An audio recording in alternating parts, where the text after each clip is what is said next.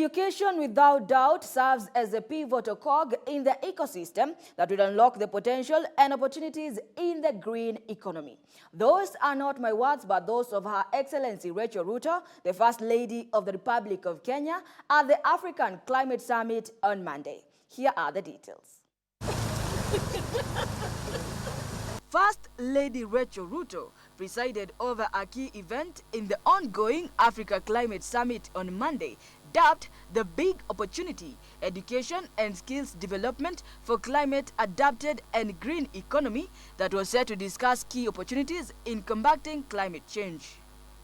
This high-level session is titled The Big Opportunity, Education and Skills for a Climate-Adapted and Green Economy. Her Excellency took the opportunity to call on African youths to be at the forefront of climate action initiatives by providing them with climate-adapted knowledge and skills so as to be exposed to the potential and opportunities within the green economy. The ambitious African Union Green Recovery Plan, the Sustainable Development Goals, the SDGs, and the greening of education initiatives will be achieved through education and skills development of the young people of Africa. In addition, she revealed that education will see the seeds of awareness and comprehension of climate change.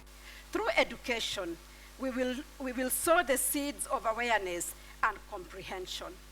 People, especially our youth, will come to grasp the intricate interplay between ecosystems, climate change, and the existing opportunities within the green economy that need to be tapped for purposes of sustainable development. The Ministry of Education, through its Cabinet Secretary Ezekiel Machogu, brought to light that they are in the process of retooling teachers with knowledge of climate change to enable them to transfer the skills to learners effectively. Machogu further called on the start of environmental clubs and carbon projects in schools to reduce greenhouse emissions. I see that we don't have the capacity, particularly of the teachers and the trainers.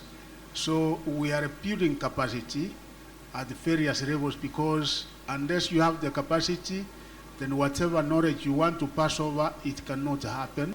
We are also encouraging, apart from the classroom, that we start environmental clubs, and finally, even what we have started, carbon project in our schools, and we want to upscale this, because this will reduce the greenhouse emissions. The three-day Africa Summit, held at Kenyatta International Convention Center in Nairobi, is bringing together delegates from all across the world and has been convened to address Africa's increasing exposure to climate change and its associated cost on the continent. Like catalytic connections. Africa, according to the United Nations, accounts for only 2 to 3% of the world's carbon emissions, but has been the continent most affected by global warming. The first ever Africa Climate Summit commenced at the Kenyatta International Convention Center with over 30,000 delegates in attendance. President William Ruto officially opened the summit, focusing on heavy tree planting and seeking solutions to climate change. It should be noted, however, that on July 2nd, President William Ruto lifted a ban on logging that was in effect from 2018 that sought to increase the country's forest cover, which now stands at 8.8%, a point that was deafeningly missing from his opening speech. Tracy Ocheng with the details. The climate conversation began 31 years ago in 1992 in Rio de Janeiro. But this is the first African summit 31 years later. President Ruto has positioned himself at the forefront of African efforts in the fight against climate change since taking the reins of power.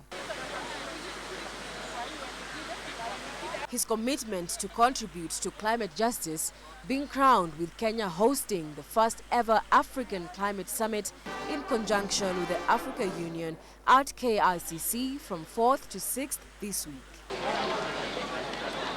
The government of Kenya set its sights on an extraordinary, even ambitious environmental endeavor that involves planting and growing 15 billion trees by 2032, aiming at combating deforestation and mitigating climate change, a target that has elicited both optimism and skepticism. 2, 1.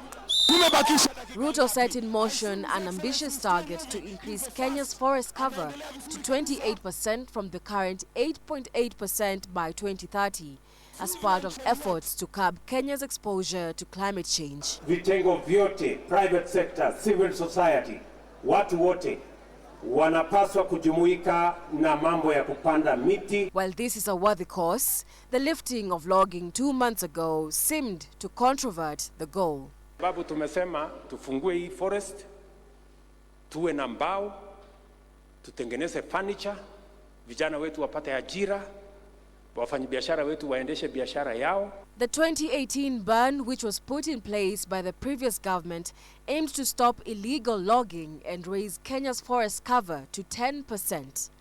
The ban would see the country's cover increasing from 5% to the current 8.8%. The African Climate Summit theme is centered on seeking solutions to climate change. As President Ruto puts it, multi-billion-dollar economic opportunities that Africa and the world is primed to capitalize. This rhetoric is a little too familiar as to why he lifted the ban on logging 2 months ago. While mature trees can be harvested, lifting logging could be detrimental to the government's ambition to plant 15 billion trees, considering that in 2022, while the moratorium on logging was still in effect, 43 people were arrested for illegal logging. Kenya continues to suffer severe deforestation, mainly from various illegal activities such as unlicensed timber harvesting and charcoal production.